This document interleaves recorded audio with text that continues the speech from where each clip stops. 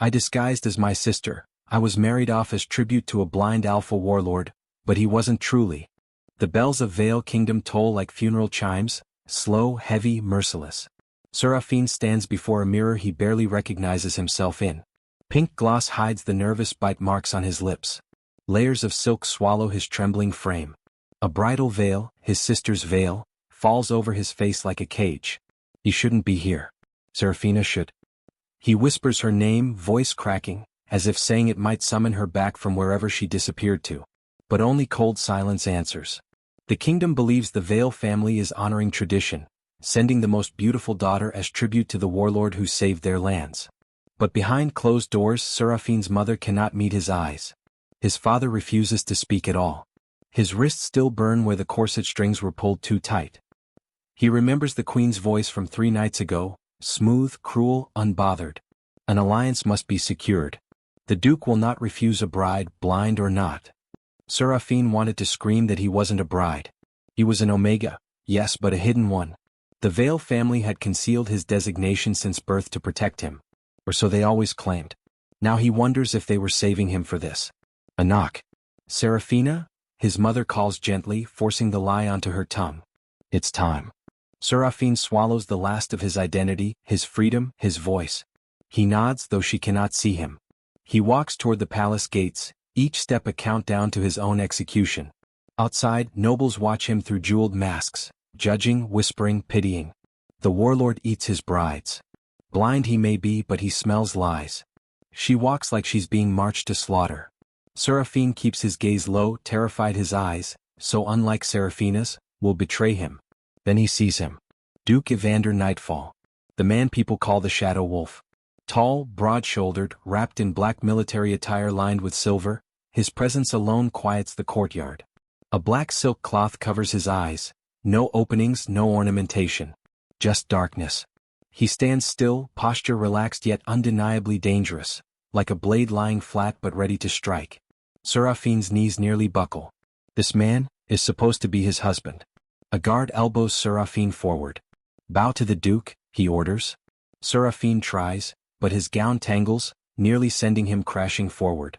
Strong arms catch him instantly. Not rough. Not annoyed. Careful.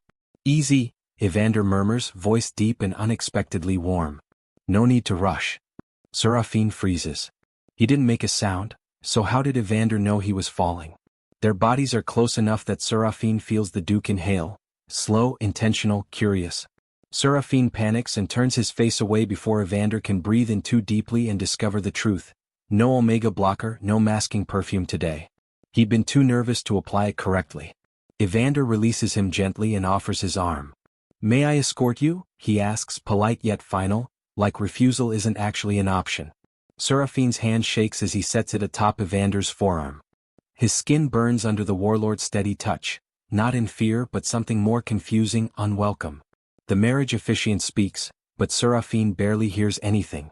The world blurs, distant, muffled behind the pounding of his heartbeat. His name, Seraphina Vale, is spoken aloud. A name that isn't his. Seraphin's throat tightens. Evander's head turns slightly, too accurate, too precise, to where Seraphin stands. You may speak your vows, the officiant instructs. Seraphin forces words past the ache. I vow to honor this union. To survive it, he doesn't say. To stay hidden until rescue arrives. Evander's turn. His voice changes, colder, sharper, weighted with authority. I vow to protect what has been entrusted to me. Not who. What? Seraphin shivers. Applause rises, short, obligatory. The officiant declares them bound, legally and spiritually. Just like that, Seraphin loses his family name, his future, his identity. The Duke places a hand at Seraphin's lower back to guide him toward the carriage. A soft gesture. Yet his touch lands with unerring precision. Too exact for a blind man. Seraphin stiffens. Evander pauses. Relax, he murmurs. I won't harm you. But Seraphin hears what Evander doesn't say. Not yet. They enter the enclosed carriage, alone. The door shuts with a heavy finality. No guards. No escorts. No witnesses. Just him and the man who could ruin everything with a single breath. Silence thickens like smoke. Seraphin presses himself against the window, gripping his skirts to stop trembling. Evander sits opposite, head tilted slightly, not toward Seraphin but listening. Your heartbeat, he says softly, is painfully loud. Seraphin's blood goes cold. Is it fear, or guilt? Seraphin's breath falters. Evander smiles, small, unreadable beneath the blindfold. Do not worry, he continues. I am blind, not cruel. His voice is gentle, but something beneath it feels like warning. Seraphin finally looks at him, really looks. And in that moment he realizes something horrifying. Evander's blindfold hides nothing. Because those covered eyes? They flicker, tracking him, watching him, seeing him. Seraphin's entire world fractures. He is trapped in a marriage built on lies. But he is not the only one lying. The carriage wheels begin rolling toward the Nightfall Fortress, toward an unknown future, toward a truth far more dangerous than his disguise. Seraphin clutches his veil, silently praying. Please, don't see me. But the Warlord already has. The journey to Nightfall Fortress lasts 2 days, but to Seraphin, it feels like years. Every rattle of the carriage, every shift of Evander's body, every inhale threatens to expose him. He barely sleeps, afraid that if he dreams he'll speak in his real voice. When the wheels finally stop, dawn light spills through narrow windows, revealing something massive outside, casting shadows like a beast. Evander steps out first. Seraphin hesitates, palms slick with fear. A guard bows deeply. Welcome home, Your Grace. Then his gaze flicks to Seraphin, lingering too long, too curious. The Duchess, he says, voice unsure. Not convinced. Not fooled. Seraphin's lungs seize. Evander's tone turns lethal, quiet, controlled. You will speak respectfully to my spouse. The guard immediately lowers his eyes. Seraphin has no choice but to take Evander's offered hand and descend. The fortress rises before him, a towering structure carved into a mountain, surrounded by black pines and mist. Iron gates coil like serpents, watchtowers piercing the clouds. This is not a home. It's a battlefield waiting to happen. The servants line up in 2 rows, bowing. Their faces reveal nothing, but their nostrils flare subtly, testing scents.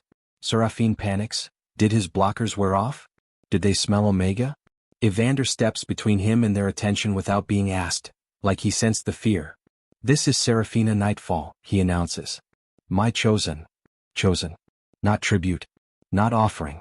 A murmur breaks across the courtyard, surprised, confused, maybe even scandalized. General Kalen steps forward, the man from the rumors. Tall, sharp-jawed, storm-gray eyes that miss nothing. Your Grace, Kalen says slowly, did the Vale family send documentation regarding? Evander lifts a hand. Silence falls instantly. Kalen's eyes slide to Seraphin, assessing, calculating. Seraphin braces for interrogation. Instead, the general bows. Welcome, Duchess. Nightfall is now your home. Seraphin tries to curtsy, nearly trips again. Evander's hand steadies him. No hesitation. Kalen's brows raise, not in curiosity but suspicion. Evander doesn't release Seraphin's waist until they've crossed the threshold into the fortress. Inside, the air changes, cooler, cleaner, scented faintly of pine resin and steel. Torches flicker against marble walls, casting long shadows that resemble reaching hands. A maid approaches, smiling politely. Your chambers are ready, Duchess. Seraphin opens his mouth to thank her, but Evander speaks first. No. She stays in mine. The words hit harder than a slap. Shock ripples through the staff. Seraphin's heart nearly stops. Sleep beside him? Share a bed? Change clothes in the open? He'd be exposed instantly. That's not necessary, Seraphin manages, voice high and strained. Surely. Evander turns his head, blindfold facing Seraphin, yet somehow his gaze feels direct. Our marriage must appear real, he says softly. For your protection. Seraphin can't argue, not without sounding suspicious. He nods. Evander gestures and a servant quickly pushes open 2 massive doors, his private chambers. Inside, candles glow like constellations. Velvet drapes spill to the floor. A giant black wolf pelt lies before the fireplace. And in the center, a bed so large it could host a battlefield.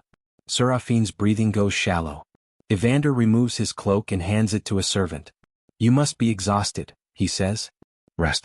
No duties or expectations today. Expectations. The word slices through Seraphin's gut. He wants to run, to the window, the stairs, the gate, anywhere. But leaving means death. Staying might mean worse. He lowers his gaze. Thank you. Evander walks past him. No stumbling, no hesitation. Seraphin watches in silent horror. No blind man moves like that. When the servants leave, closing the heavy door behind them, the room becomes too quiet. Seraphin forces a laugh, thin, brittle. Your home is very large. Evander hums. Does it frighten you? Everything frightens me, Seraphin almost says. Instead, no. Just unfamiliar. Evander approaches slowly, not looming but present. Respectful. Patient. You don't have to pretend with me, he murmurs. Seraphin's breath catches. Does he know? Already? Evander stops a step away, close enough to feel body heat but not touch. You're trembling, he says gently. Is it the journey, or me? Seraphin's voice splinters. You're intimidating. Evander's expression softens, something like regret. I don't want to be. His tone lowers. Not to you. Seraphin's heart betrays him, jumping, loud, exposed. Evander tilts his head slightly, listening again. You should rest, he says, stepping back. I'll give you space. He turns, but before he walks away he adds. If you need anything, comfort, safety, truth, just speak. I will hear you. Seraphin freezes. Because Evander didn't say see. He said here, like a warning or a promise. When the Duke finally exits the room, closing the door quietly behind him, Seraphin collapses into a chair, gasping, shaking uncontrollably. He can't keep this up. One misstep. One wrong word. One unguarded glance. And the truth will destroy him. Yet another thought, far more dangerous, won't leave his mind. Evander has never once called him Seraphina. Not since the wedding. He always avoids the name. Like he knows it isn't real. Like he already knows exactly who Seraphin is. And is simply waiting for him to confess. Seraphin wakes before sunrise, because fear never sleeps. He spent the entire night lying rigid on the farthest edge of Evander's enormous bed, body wrapped in blankets like armor, terrified the Duke would roll even an inch closer. But Evander never returned.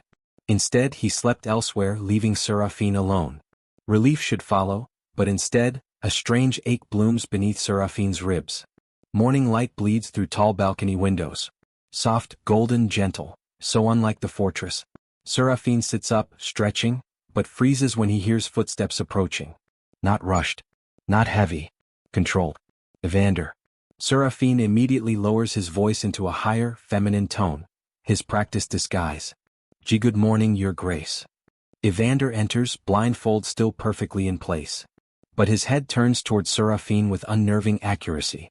Did you sleep? He asks, voice warm, casual, too casual. Seraphin clasps shaking hands in his lap.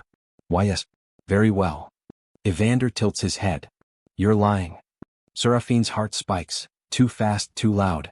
He sucks in a breath, voice breaking. How? Evander chuckles softly, stepping farther into the room. I could hear you tossing. Your heartbeat never settled. Seraphin forces a smile. Nerves. New surroundings. Evander hums, almost amused, almost unconvinced.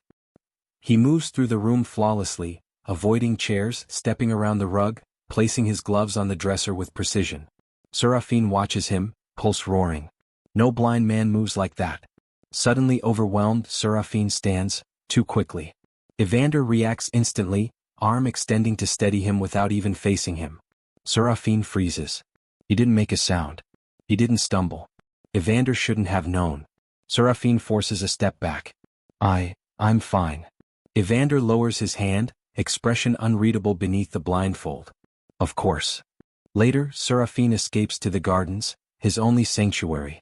Nightfall Fortress is surrounded by towering obsidian walls, but inside lies a hidden paradise. Lavender fields, white stone benches, fountains shaped like wolves. A place too beautiful for a warlord. A maid approaches with a tray of tea, offering a polite bow. Your Grace, would you prefer rose or jasmine? Seraphin's mouth opens, before panic floods. Seraphina preferred jasmine. He prefers rose. Which answer keeps the lie alive? He tries carefully, Jasmine, thank you. A deep voice interrupts from behind. She hates jasmine. Seraphin nearly drops the teacup. Evander stands beneath the archway, hands clasped behind his back, posture relaxed, but eyes beneath the blindfold seem to burn straight into him. Seraphin swallows. And no eye. Evander lifts a brow, not believing, not judging, simply watching. Seraphin corrects himself, voice small. Rose, please. The maid bows and hurries away. Silence lingers, thick, suffocating. Evander steps closer, slow, measured. How long do you plan to keep lying to me? Seraphin freezes, blood turning cold. He forces a fragile laugh. Lie? About what? Evander doesn't answer. He doesn't need to.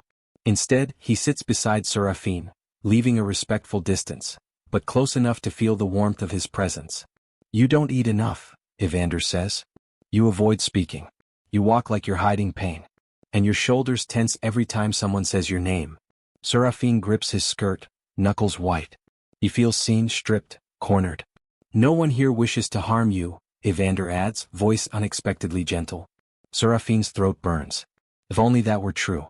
Night falls, but Seraphin remains wide awake, lying stiff beneath cold sheets.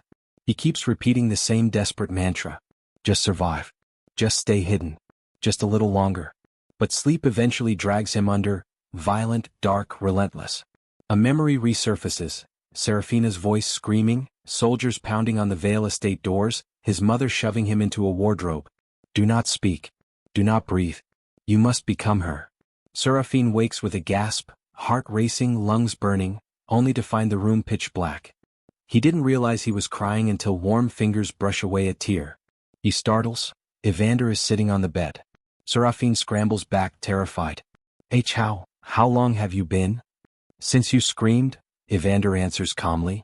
Seraphin hadn't realized he did. I thought you were being attacked.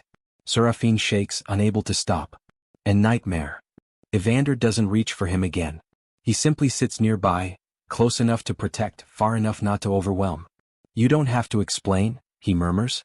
Seraphin buries his face in trembling hands. Mortifying. Vulnerable. Exposed. I'm sorry. Don't apologize for being afraid, Evander replies softly. Fear only means you survived something. The kindness breaks him more than cruelty ever could. Seraphin whispers without thinking, raw, honest. I don't want to be here. Evander inhales slowly, not offended, not surprised. I know. That answer devastates Seraphin. Evander stands, steps away, then pauses at the doorway. If you ever want to leave, he says gently, tell me. I won't stop you. Seraphin's breath catches. Evander would let him go? No alpha would say that. No warlord. No husband. But Evander did. Seraphin watches him disappear into the hall, and in the silence that follows, his fear shifts. Not disappearing, simply changing shape. Because now Seraphin isn't just terrified of being exposed. He's terrified of wanting to stay. The next morning, while leaving the chamber, Seraphin tries something reckless, something stupid. He silently nudges a decorative vase 2 inches off its pedestal and steps away. A servant watching nearby frowns, confused. Then Evander enters the corridor, without hesitation, without slowing, and places the vase back in its original position. Perfectly centered. He keeps walking, not acknowledging what he did. Seraphin's breath stops. Evander isn't blind. Not even a little. And now Seraphin knows for certain. Evander has been watching him from the very beginning. Word spreads quickly through Nightfall Fortress. The new Duchess does not smell right. At first, Seraphin prays its paranoia, but whispers grow louder, sharper, hungrier. She smells neutral. No alpha bride is scentless. What illness hides a fragrance? Servants pass trays with stiff smiles, eyes discreetly narrowing as they walk by, noses subtly lifting, trying to catch a hint of him. Seraphin feels like prey. He hides in his chamber for hours, scrubbing himself raw with perfumed soap, terrified anyone, will identify the truth beneath the lavender. When Evander enters without knocking, Seraphin jumps. You didn't attend breakfast, Evander says, not accusing, not surprised. Simply knowing. Seraphin wraps his arms around himself. I wasn't hungry. Evander's boots stop just shy of reaching him. You haven't eaten properly since you arrived. Seraphin swallows hard. He tries to sound light. New place, new nerves. Evander tilts his head slightly, listening, analyzing, dissecting. Nerves smell different, he says calmly. Seraphin's entire body goes cold. Do they? Evander doesn't answer. Instead, he places a folded piece of parchment on the table, bearing the royal seal of the Queen. Her Majesty requests confirmation that her precious daughter is adjusting well. She expects a physician's report within the week. Seraphin's blood drains from his face. A medical examination. No perfume, makeup, corset, or wig could survive that. Evander watches him, not with suspicion but with something heavier. Understanding. I've already refused, he says. Seraphin's head snaps up. Why you what? I told them my spouse is not a specimen to be inspected like livestock. His jaw tightens. No physician will touch you. No husband in history would deny the queen. Yet Evander did, without hesitation. Seraphin doesn't know whether to thank him or fear him more. That evening the fortress prepares for a diplomatic banquet. Seraphin is expected to attend, on display, like a peace treaty wrapped in silk. Maids tighten his corset, pin lace at his throat, brush dark hair behind pearl-dotted ears. The gown is stunning, starlight silver, delicate embroidery of thorns and moonflowers. Too beautiful for a lie. You'll dazzle everyone, one maid whispers. Seraphin forces a smile, though nausea churns beneath his ribs. When Evander arrives to escort him, Seraphin nearly forgets how to breathe. The Duke wears black formal attire, silver thread woven subtly across the shoulders, symbolizing authority. Even blindfolded he looks carved from myth. He extends a hand. Ready? No, never. But Seraphin places his palm into Evander's anyway. His hand fits too perfectly. Together they enter the grand hall, hundreds of eyes snapping toward them in synchronized curiosity. Chandeliers drip crystal light. Tables overflow with wine, roasted boar, sweet figs, and spiced bread. Musicians play something elegant, polished, rehearsed, hollow. But conversation halts when Seraphin appears. Whispers coil like snakes. The Duchess walks strangely, too careful. She speaks less than a court pet. Why does the Duke hover so protectively? Seraphin keeps his gaze down, posture painfully controlled, the illusion of femininity tightening around him like rope. Evander pulls out Seraphin's chair, without fumbling, without hesitation. General Kalen watches from across the table, eyes narrowing with sharpened interest. Seraphin attempts to eat quietly, but his hands shake, fork clinking against porcelain. He forces down a bite, too dry, too large. Evander notices instantly. You dislike venison, he murmurs, voice low enough for only him to hear. Seraphin stiffens. How do you? You flinched before tasting it. Seraphin hadn't realized he did. Evander replaces Seraphin's plate with fish, gentle, unshowy, thoughtful. Something inside Seraphin cracks, because he cannot remember anyone ever noticing what he liked. Before relief can settle, a noble woman leans closer. Your Grace, she says sweetly, nose lifting discreetly, you wear no perfume. Such a bold choice for a bride. Seraphin's heartbeat explodes, loud enough Evander must hear it. He forces a smile. Perfume gives me headaches. A pity, the woman purrs. Sense defines status. Identity. Essence. Every noble, and every alpha, now watches him. The room feels smaller. Tighter. Hungrier. Evander shifts, subtly placing his arm along the back of Seraphin's chair, territorial without touching. Her scent is not for public consumption, he says coldly. The woman recoils, swallowing her curiosity. Conversation resumes, but quieter now. Sharper. Sharper still. Seraphin's lungs burn. Evander's hand remains where it is, firm, steady, shielding. Then suddenly, Evander leans in, breath ghosting along Seraphin's ear. Why don't you smell like a veil? Seraphin freezes. He didn't whisper it. He spoke it clearly, meant only for Seraphin. Seraphin forces his hands to remain still. Fevers change scent, sometimes. Evander doesn't move, but his voice drops, to something dangerous, intimate, inevitable. Do not lie to me. Not about this. Seraphin's vision blurs. He wants to flee, scream, confess, anything but sit beneath 1,000 watching eyes. So he stands abruptly, chair scraping loudly across stone. I need air. Before the hall can gasp, he turns and leaves, skirts sweeping behind him. He doesn't run, but he wants to. He reaches the balcony, gripping the railing so hard his knuckles bleach white. Cold wind bites his face, merciful, grounding. He tries to breathe. Hold the disguise. Hold the voice. Hold the lie. He hears footsteps. Evander doesn't ask permission. He steps beside him, silent as snowfall. Seraphin doesn't turn. Doesn't breathe. Evander speaks, not sharp, not cruel, but heartbreakingly calm. Seraphin. Not Seraphina. Not Duchess. Seraphin. His real name. Seraphin's heart stops, then shatters. Evander has known all along. Before Seraphin can deny it, cry, explain, apologize, Evander lifts a hand and gently, carefully, removes a tear from Seraphin's cheek with his thumb. You must be exhausted, he murmurs. Carrying a life that was never meant to be yours. Seraphin chokes. You're going to expose me. Evander turns his head, not toward the stars but toward Seraphin as if he can see him perfectly. If I wanted the world to know, he says softly, they already would. Seraphin collapses inside, relief and terror colliding. Evander's final words drift on the cold night air. You are safe here, even from your truth. But Seraphin doesn't believe him. Because safety has never felt this dangerous. Seraphin couldn't remember the last time he slept through the night.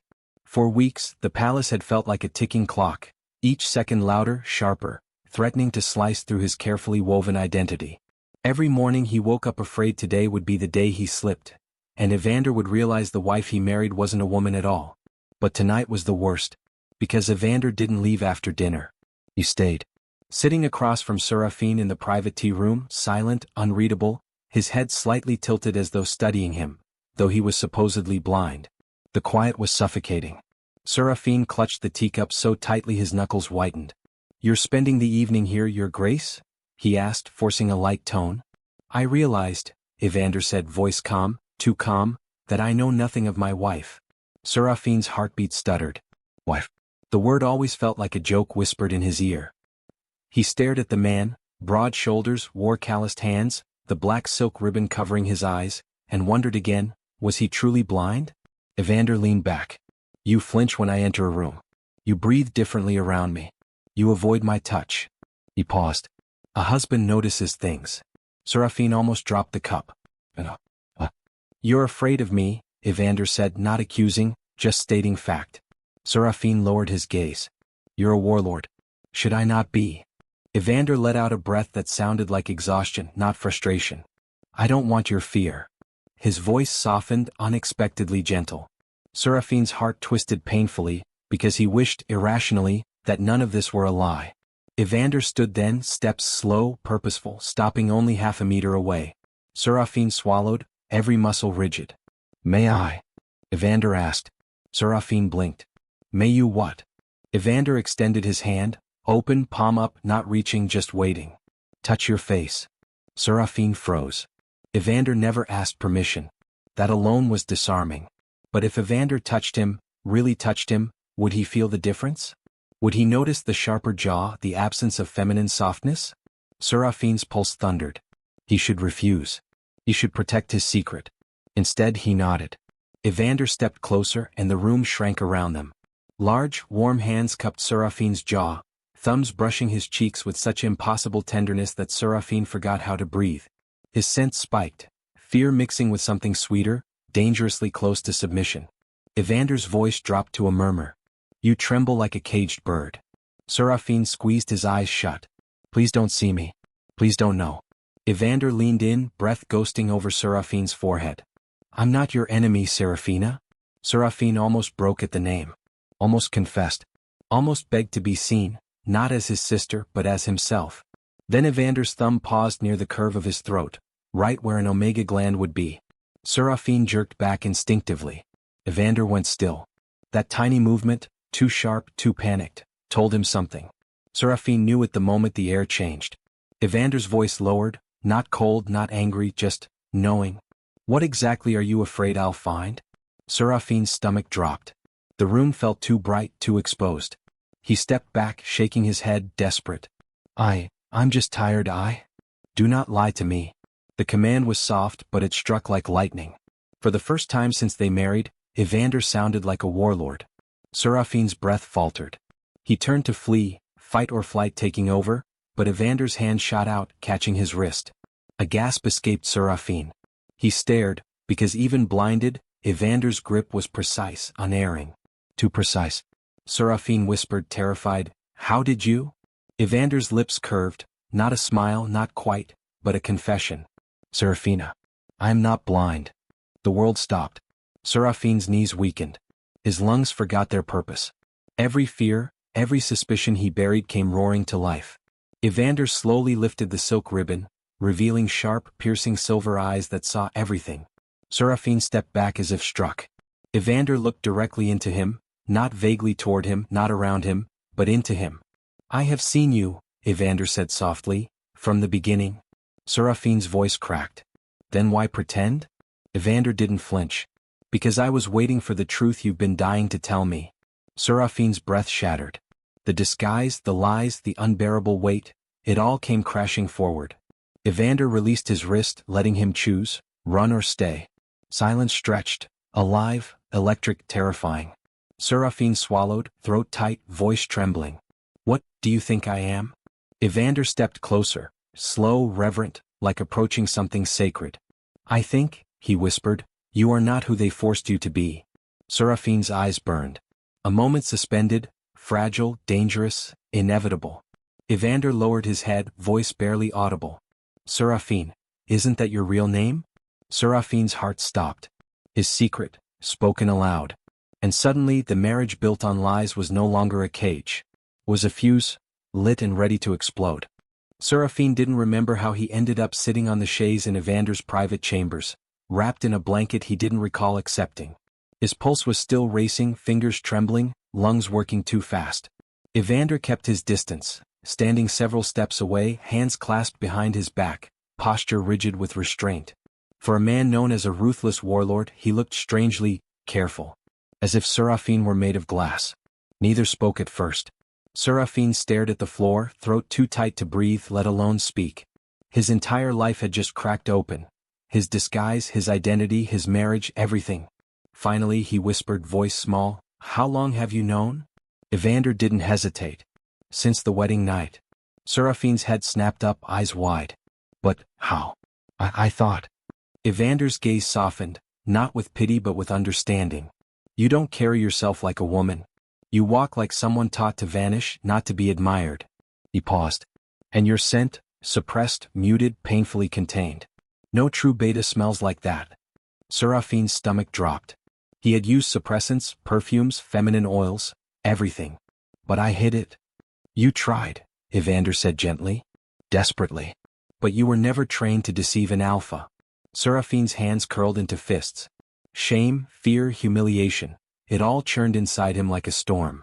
So you knew I was a man, Seraphin breathed, and still married me? Evander didn't flinch. I didn't choose the marriage. Neither did Seraphin. That truth hung heavily between them. Seraphin swallowed. Then why stay silent? Why let me live in fear? Evander's jaw tightened. Because the moment your secret is revealed, your kingdom will kill you. Seraphin froze. Evander continued, voice low, controlled, like he had rehearsed every word. You were sent here as tribute, an object, a price for peace. If your parents' deception is exposed, they will claim ignorance. They will blame you. Seraphin's breath trembled. My family would sacrifice me again? Evander's silence was the answer. Seraphin pressed a hand to his chest. He had always known they didn't love him, not truly, but hearing it spoken aloud forced the truth into flesh and bone. Evander stepped closer, not touching but close enough that Seraphin felt his warmth. I stayed quiet because I wanted to give you time. Time to trust me. Time to tell me yourself. Seraphin let out a bitter laugh. I never would have. I know. Something in Evander's voice, soft, regretful, made Seraphin look up. For the first time he noticed the exhaustion in the alpha's shoulders, the weight he carried, the quiet patience he never demanded credit for. You must hate me, Seraphin whispered. Evander blinked, surprised. Hate you. I lied to you. I stole your duchess. I became your wife under false. Evander's voice sharpened. You were forced. Seraphin flinched, not at the words but at the fierceness beneath them. You were given no choice, Evander continued. You were thrown into a stranger's home with only fear to keep you warm. Do not apologize for surviving. Seraphin stared at him, stunned. No one had ever defended him like that. A quiet knock interrupted the moment. Evander didn't take his eyes off Seraphin. Enter. A soldier stepped in and bowed. Your Grace, the king's messenger arrived. Urgent correspondence. They request confirmation, the duchess's fertility status. Seraphin's blood ran cold. Evander's entire demeanor changed, fury, icy and lethal, surged beneath the surface. Tell them, Evander said calmly, that my wife is under my protection. And any further inquiries are an insult to my house. The soldier bowed and left quickly, wise enough not to breathe too loudly. When the door shut, Seraphin whispered, horrified, they think we're trying to have a child. Evander nodded. That was the purpose of the tribute. To bind our bloodlines. Seraphin felt sick. But I can't. I know, Evander said softly. And they know too. They're testing, waiting for a reason to accuse us of treason. Seraphin sank back dizzy. So I'm not just a secret, I'm evidence. Evander knelt then, an alpha warlord kneeling. Seraphin's breath caught. Evander looked up at him, voice steady, unwavering. I will not allow them to touch you. Seraphin shook his head. You can't protect me forever.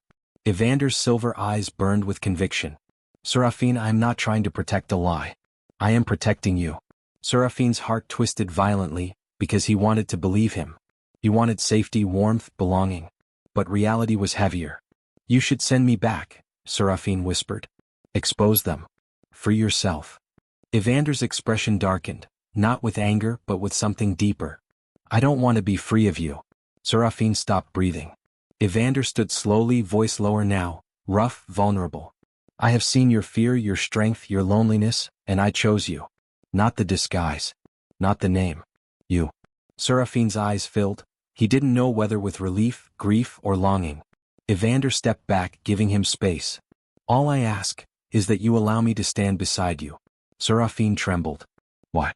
You gain nothing. Evander met his gaze with quiet devastation. Because somewhere along the way the tribute stopped being an obligation, and became someone I wanted to protect. Seraphin's heart cracked open. But before he could speak, another knock sounded. This one frantic. Evander stiffened. What is it?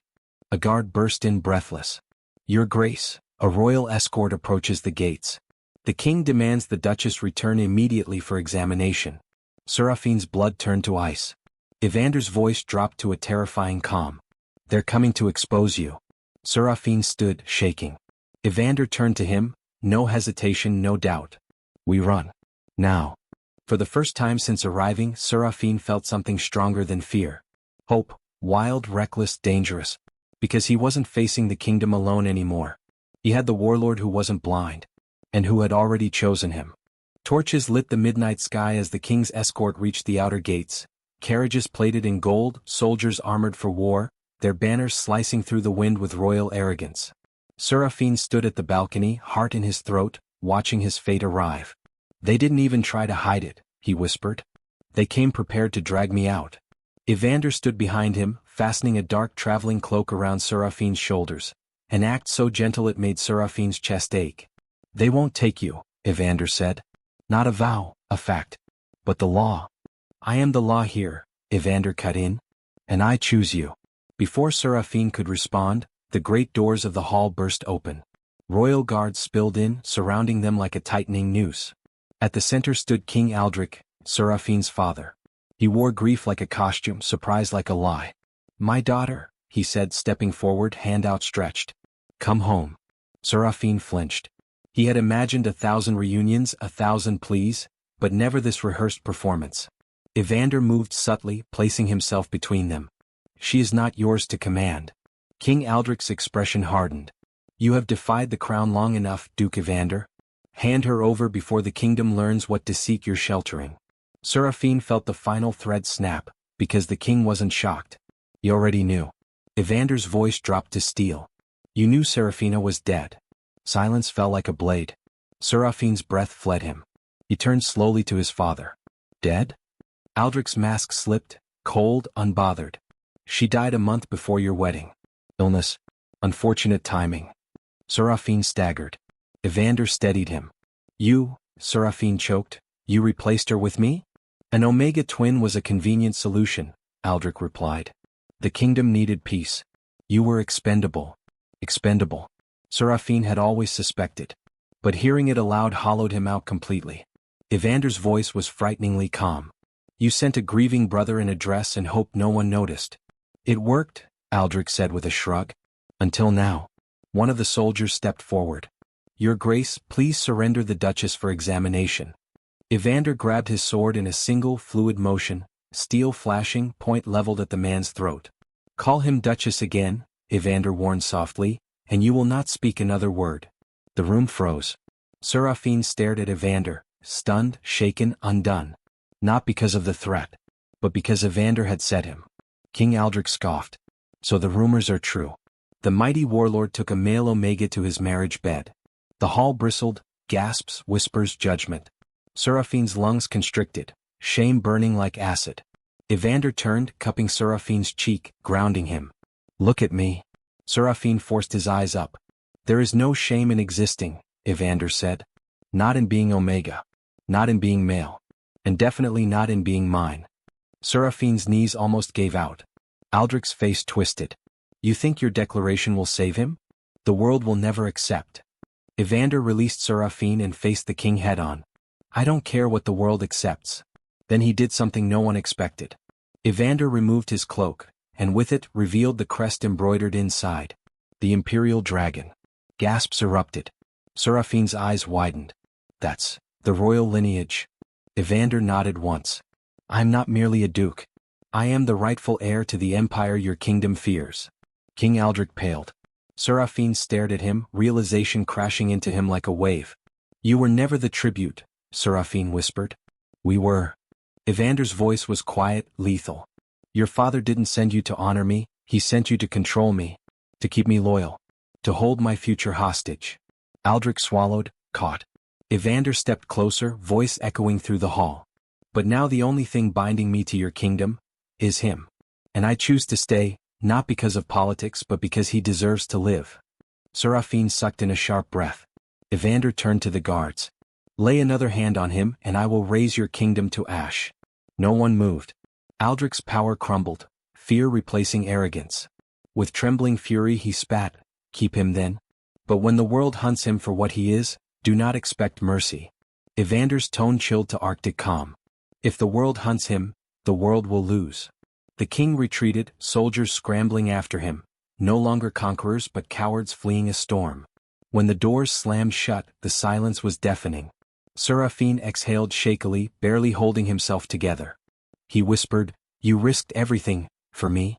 Evander turned to him, no armor, no mask, no blindfold, just a man stripped bare. I didn't risk anything, he said softly. I chose someone worth fighting for. Seraphin's eyes filled, tears finally breaking free after years of swallowing them. Evander, his voice cracked. What am I now? I'm not a duchess. I'm not part of that family. I don't belong anywhere. Evander stepped close enough that Seraphin felt his heartbeat. You belong where you are safe, and wanted, and seen. He reached out, not commanding, not assuming, just offering. Stay with me, as yourself. Seraphin stared at his hand, warm, steady, patient. For the first time in his life no one was forcing him. He got to choose. And he did. Seraphin placed his hand in Evander's, small, trembling, but certain. Evander exhaled, relieved, almost shattered by it. Then from this moment on, Evander murmured, lifting Seraphin's hand to his lips, no one will ever disguise you again. Seraphin finally breathed, fully, freely, like the world had finally expanded instead of shrinking. Evander, he whispered, I'm scared. Evander pulled him gently into his arms. Good. Means you're alive. And you're not alone anymore. Outside the kingdom reeled in chaos. Rumors ignited. History shifted. But inside the warlord's fortress, an Omega who had been born invisible was finally seen. Not tribute. Not imposter. Not replacement. Just Seraphin. And for the first time he wanted the future. Because now, it was his.